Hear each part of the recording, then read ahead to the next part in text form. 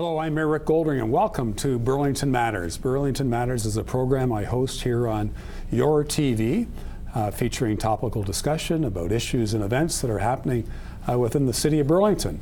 Our guests today are going to talk about animal services, and I've got Dave Lake, who's the Director of Animal Services for the city of Burlington, to my immediate left, and I have a gentleman by the name of Bill Dowd, who's President of Skedaddle. Yes. That's a great name. Skedaddle Human Wildlife Control. And we're going to be talking about urban wildlife. I mean, who would think it? And before we went on air, Bill, I asked you, I think your business is based in Hamilton. I asked you how much you're in Burlington. You said you got about 3 trucks that are in Burlington all the time. Exactly. Burlington, for over 30 years, has been one of our busiest communities we service, and we service over 100 across Canada. But Burlington and the Hamilton corridor is a very, very busy area for wildlife for us. So we'll come back to you shortly. But Dave, I want to go to you first. So, sure. As the supervisor of animal control services, what are the big issues you're dealing with these days? Now, you're going to say coyotes, and we're going to save the second half of the program to talk specifically about coyotes. So if we're not talking about coyotes in the first half, don't worry, we will get to coyotes in the second half of the program. So obviously coyotes, but what are some of the other issues you're dealing with? Some of the other issues we're dealing with, we deal with a lot of bylaws, dogs off leash, dog bites, poop and scoop, things like that in our parks. And our other issue is wildlife. We tend to deal with more sick and injured wildlife. We do education pieces where we can discuss, what may be attracting the wildlife to your property, but at that point, we don't do the service. We don't really deal with the sick and injured. So you mean people inadvertently could be attracting wildlife to their property and they don't even know what they're doing? Do you see that? We do see it. So what are some of the factors that go into wildlife wanting to go onto somebody's property? Factors could be allowing underneath sheds, decks, entrance for denning, bird feeders, shrubs and bushes not being cut back from homes. We also get people contact us regarding raccoons denning in attics as well. It's interesting. A number of years ago, actually, we smelt the skunk outside our property, outside our home, and we couldn't figure out where it was going from. And there was a dead skunk, actually, underneath one of our auxiliary sheds in the backyard. So we ended up putting the wire down and try to wildlife-proof the shed so that no other animals will go down there. But it was a bit of a mess to clean up, that's for sure. Once they're in. Yeah. So what do we see in Burlington? We see coyotes, yes, we'll talk about that. What do we see? We see skunks, for sure. We see raccoons. We see raccoons, we see squirrels, we see geese, we see all kinds of waterfowl. Again, we tend to deal with more the sick and injured, where our focus is stray animals, let's say dogs, cats. We run an adoption center. Again, as I've said, we have a bylaw program as well. We're out patrolling parks. So you actually go out and patrol parks, and for what purpose? For the purpose of, we do get complaints from people that they've been approached by a loose dog.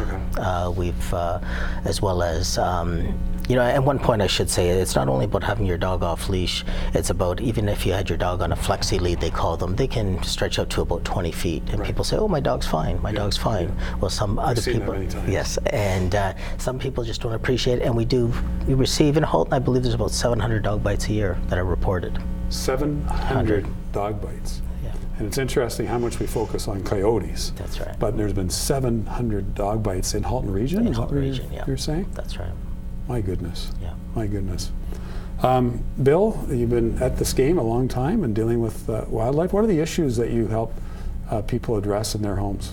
Typically raccoons, squirrels, skunks, birds, bats, mice. Those are the 6 main intruders into our chimneys, into our attics, as Dave said, underneath our porches and decks. We're never going to get rid of all the wildlife in our urban centers. And Burlington with the lake has a high population, and as we get north into Highway 5 and Upper Middle Road area, you get a lot of calls up there as well. So people need to animal-proof their structure, because these animals are here to stay. In fact, they're flourishing in not only Burlington, but every city across North America. So a friend of mine couldn't figure out what was going on in his basement. He kept on hearing this sort of high-pitched noise and couldn't figure what it was. And it was a bat. Right. And it was a bat. And then no sooner did somebody like you come along and get the bats, I think there's more than one bat, there was a raccoon in the basement as well. And they couldn't figure out how that happened. But it was an elaborate process to actually get the raccoon, to trap the raccoon and get it out of the Right, raccoons the are one of property. the most intelligent of all animals, so they're highly intelligent. Bats, we've just kind of went through bat season. Right. We're on the tail end now. So when's bat season? Typically August. That's when young bats are learning how to fly. Right. And instead of flying up and going out the roof area, they come down wall cavities or plumbing electrical runs that run from the attic to the basement and come out. And most bat calls we receive are people were awoken at 3 in the morning with a bat flying over their head. So there is some real health concerns with bats, with rabies, and their droppings Right. are very dangerous. So if you have a problem with any animal in your structure, that's your biggest investment of your life. You need to deal with it, and the cities. It's not the city's responsibility. Just like if you're having. Some people think it is. A lot of people think it is because a raccoon. Well, I'll call the city. It's just like if your sink is leaking, you call a plumber. The city's not going to pay for you to call a plumber out. Right. Same with urban wildlife. It's your responsibility as a homeowner. On your property. Your property to animal-proof your structure. Yeah. And if you do have an intrusion or an infestation of mice or rats or raccoons, it's dealing with a private company that is going to solve your problem for you. So what's your advice to homeowners to prevent bats entering their home? Well, bats only need to get in an opening the size of a dime. So that's pretty tough. Right. We typically start off with doing a 50-point assessment of a property to determine where bats or animals are getting in. So it's sealing up all these little cracks and crevices to make the home bat-proof. That's the real secret with any wildlife problem is not to just get the animal out and trap and take it away, because we're never going to get rid of all these animals. It's a matter of animal-proofing your particular home. So you're not going to worry if you see a fox in your backyard or see a squirrel, climbing up onto your roof. If your home has been properly animal-proofed, you won't have to worry about it. So you can animal-proof your home, but we can't animal-proof the city, That's right. right? That'd be very challenging to animal-proof. Right, but what we the can city. do is for as a city and people There's of an education piece of this, education right? that garbage should always be out first thing in the morning. Everyone puts their garbage out the night before, and that's when skunks, raccoons, opossums, mice, rats are out foraging for food. Garbage should always be at the curb first thing in the morning, and of course, leaving your chimney unscreened or your vents on your roof unscreened. So if we're providing them with the food sources and the den sites being our homes, that's why animal populations in every city continue to increase year after year. So we do it to ourselves, is what you're saying. Exactly. By putting the garbage out the night before, by probably not separating properly our garbage, and we have commingling with the regular garbage. We may have some food sources in the regular garbage. If it's in the green bin, Yeah. and you put down the lid properly, and you fasten the lid, odds are an animal can't get in. But even then, I'm sure, Bill, you've seen animals getting into Right, green squirrels carts. and rats will chew through those. Even the blue bins, Okay. people put spaghetti jar in there and leave the top off, and raccoons or skunks will get in there and get their nose or snout stuck in there, and then we'll get the call to rescue an animal, or Dave's organization, the animal control will. So, properly, rinsing out your containers when you put them in the blue bin is a good idea as well. But it's mind-boggling to think of all the urban wildlife. And Dave, 5 years ago, it seems to me we had a black bear. That's right, we did. We worked with the ministry and the police department, and I will say I was the first one that was skeptical when we went to Mountainside Park. And You didn't think there was going to be a bear I there? didn't think there was going to be a bear there, and my staff actually seen it, and I thought, oh, they got to be seeing things. And so we did speak with the ministry, and the ministry figures that what happens is a bear that's usually a year and a half, they lose their territories and they start wandering down different creek beds, and they get lost. And probably, it may have eventually worked its way back up the creek and found a different territory. But unfortunately, there was an unfortunate result with it. But it was safety for the neighborhood. Well, it was an unfortunate result for the bear, That's right, but we that's didn't right. have a choice. That's right. We There was had to no take choice. action That's when there was right. around the park and around the That's school. right. Yeah. We had to take action. That's right. The ministry would only have come down to tranquilize the bear if it was in a tree, because if they tranquilized it on the ground, it's not like a TV show that the bear would go down right away. They will run for 3, 4, 5 hours. Oh, really? That's right. Okay, so no wonder we had to take the action. And it was the police It was the police that took the action. that shot the bear, which isn't something they probably train for very often. That's right. Interesting. I hear foxes are a bit of an issue sometimes in Burlington.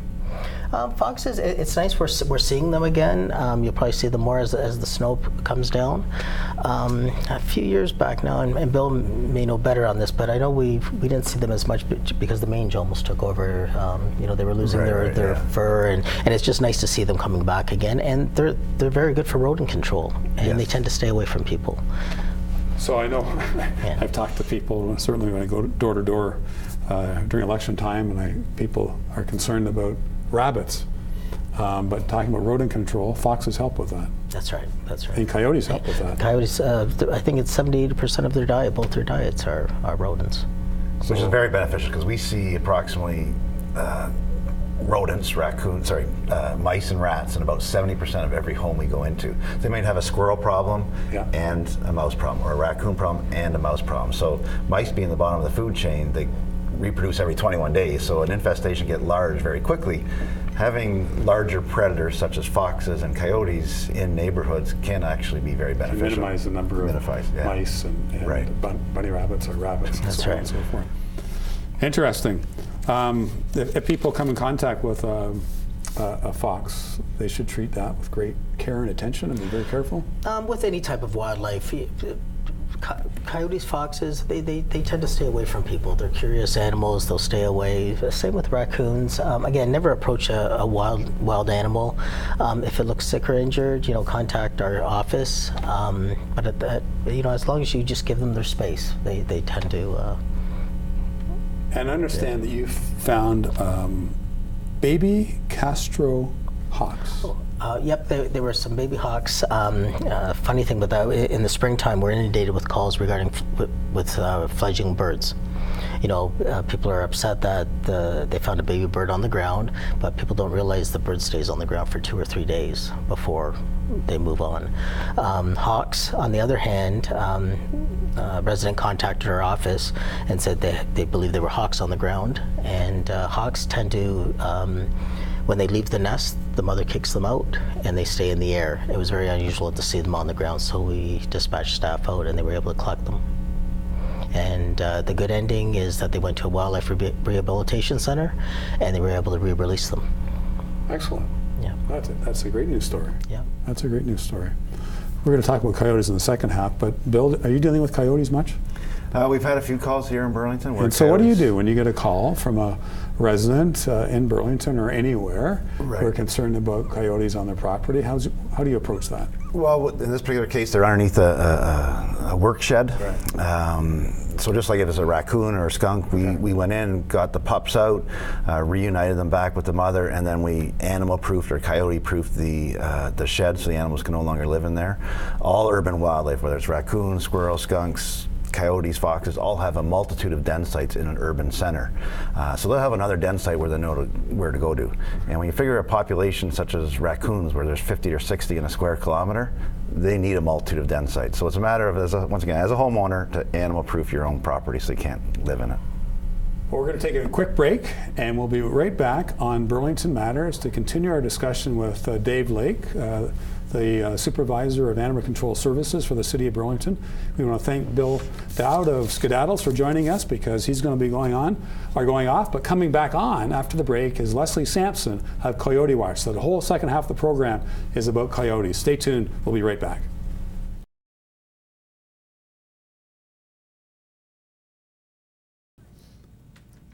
Welcome back to Burlington Matters. I'm Mayor Rick Goldring, and the second half of our program today, we're going to continue our discussion about wildlife in the City of Burlington, but we're going to talk specifically about coyotes for the second half. And joining Dave Lake, our Manager of Animal Control Services for the City of Burlington, is Leslie Sampson of Coyote Watch. So Leslie, welcome to the program. Thank you so much. So let's talk a little bit about Coyote Watch. How did that all start? It was somewhat of a offspring of a project I had been doing in the 90s, and we just realized that there wasn't the outreach available for communities to have different options, and really looking at coexistence through a safety, education, and prevention perspective. So we're a coalition of scientists, biologists, veterinarians, frontline response personnel, rehabilitation for rescue, and we're all volunteer. And we create successful coexistence programs for communities. Well, I think there's a lot of communities that need that, so we're glad you're here. We know you've been out to other meetings in the city of Burlington, so we appreciate you coming back today. So Dave, how much of your time, how many calls, what percentage of your calls have to deal with coyotes? Oh, geez, it is seasonal. There's times, we don't hear a thing. Well, the wintertime. The wintertime, Around Christmas and New Year's, Christmas time, I would yeah. think, And then there's other times that the coyotes are moving. Burlington's a great area for them to live. They take the creek beds, the railway tracks. Right? That's right. The mature trees, and as you see the foliage start to drop, we will be getting more sightings on them. So, recognizing that we had a big meeting in June, Dave, where we had, I don't know, there was like 300 people out probably, who were very concerned and interested about the whole issue around coyotes. And Leslie, I mean, this is, I know you deal with this all the time, but people telling us going out for walks with their dog and being feeling like they're being threatened, and with young children, and so on and so forth. What should we do collectively as a community? And what should individuals do to minimize the concern about coyotes in their neighborhood? So it begins, as was discussed earlier by Bill and Dave, you have to start with your own personal property. Then when you go out into the community, identifying and mitigating feeding that goes on in the public parks and in parking lots, because that's when the coyote changes the proximity tolerance and food is the driver. So maybe you're not feeding, but Dave happens to hand something out from his vehicle. Well, that's a stimulus for coyotes to, oh, you know what, the car, I'm going to get fed. And so starting off with the personal property, and then recognizing that that bird feeder also attracts birds of prey, which are capable of taking a small dog or cat. So the days of us letting our pets out the back unattended, they're gone, because the infrastructure changes also. And I mean, Burlington is just booming. So what do you mean the infrastructure changes? You mean as the built form of our cities change and we develop more? So coyotes, fox, and the same protocol is in line with fox and also wolves, which we don't worry about in this location, but further up north. When infrastructure is taking place, which is part of what we do in the investigative process, that shifts the way animals navigate through the community. So where we didn't see a coyote before, now there's been a fence erected, maybe property has been clear cut down, there's building going on. If that's old family territory, coyotes are still going to utilize that, but without the education for new residents or newcomers to Canada, it's a process that needs to be really given the attention before, so it's always about the prevention. It's always about the prevention. So, devil's advocate here, I've talked to so many people, and Dave, as you have, a lot more than me, who talk about how intimidating it is. You want to take you live in a very nice neighborhood, and all neighborhoods in Burlington are great, but you live in a nice neighborhood and you want to go out for a walk, you want to take your pet, you want to take your young child, and the intimidation that results from an encounter with a coyote. And as mentioned just before we went on air, that the Burlington Post and all the Metroland newspapers for Halton are facilitating, are providing a way for people to describe their encounters with coyotes. And there's 14 pages now on the internet. I just printed off a few, but there's one here, October the 10th, a few days ago. Around 5 p.m., a coyote jumped our back fence. Our Westie was in the backyard. The coyote proceeded to have a bowel movement. When my son ran out to get our dog, the coyote jumped back over the fence. We found feces recently in our backyard, thought it was from a raccoon. We know it was from a coyote. We live in a certain area of Oakville. That's Oakville, but it could be Burlington, could be Milton. Could be Halton Hills. It could be how many other municipalities across Ontario, Leslie? Everyone, probably. It could be. Absolutely, but so when you hear these stories, so you want to protect your own property. So you want to wildlife proof your own property, as we talked about with Bill in the previous part of the show. You want to make sure that you're not inadvertently providing a food source for wildlife and coyotes. So what else can a community do? What else can an individual do when there's so many supposed encounters or sightings of coyotes? Should people be afraid? So I think, as Dave stated earlier, when we're dealing with wildlife, they're a wild animal, but oftentimes where humans and wildlife interface, the boundaries are not consistent and they're not firm. So setting appropriate boundaries, maybe perhaps one neighbor is doing everything correct, wildlife proofing, then 5 houses down, you have an individual that's putting food out for the neighborhood cats, which attracts rodents, which coyotes and birds of prey are going to come. Mink are being sighted more and more now. So looking at the reality of those encounters, when we look at canid to canid behavior, when a dog and a coyote, and there are instances where they actually play together, and it's not a luring situation. They are social beings. They're from the same family. So the wolves, coyotes, fox, and our domestic pets all belong in that canid family. So when we recognize that relationship, den protection, territory protection, mating time, pup rearing, and once they leave that den, those pups are exposed to domestic dogs off leash, and that's where the problem begins. So enforcement is a major component for that. But if you're looking at individual cases, again, you have to do the investigation, because speculation and perception about coyote behavior, it's defensive or it's territorial. So if a dog is off leash and there is a consistent food source, those coyotes are looking at that area as part of their territory now. And so a coyote that's jumping over a fence, is there any kind of food being provided or down the street? So this is where neighborhoods really can have an opportunity to come together, dialogue together, do that species inventory on the property. I thought it's fascinating and wonderful that that resident recognized the coyote scat, because that's part of what we look at when we're doing investigations. We can see anthropogenic foods, which is a fancy word for human food, in the scat. It also gives us an indication what's being put out into the landscape. And so it's not good enough to be indifferent. If a coyote is bedding down in the backyard, it needs to be addressed, and the aversion conditioning needs to be put in place to send an appropriate, strong message. With your knowledge from both of you, are there any times where a coyote has actually bit a human? And if so, does it happen often? Very rarely, from what I've heard. Leslie would know more about this than I do. But again, as we spoke, Dave in Burlington. That's right. We have no bites. We've had, sightings. We've had,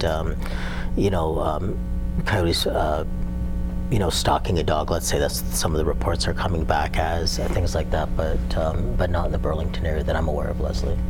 Canid to canid interaction is a different than human and wild canid interaction.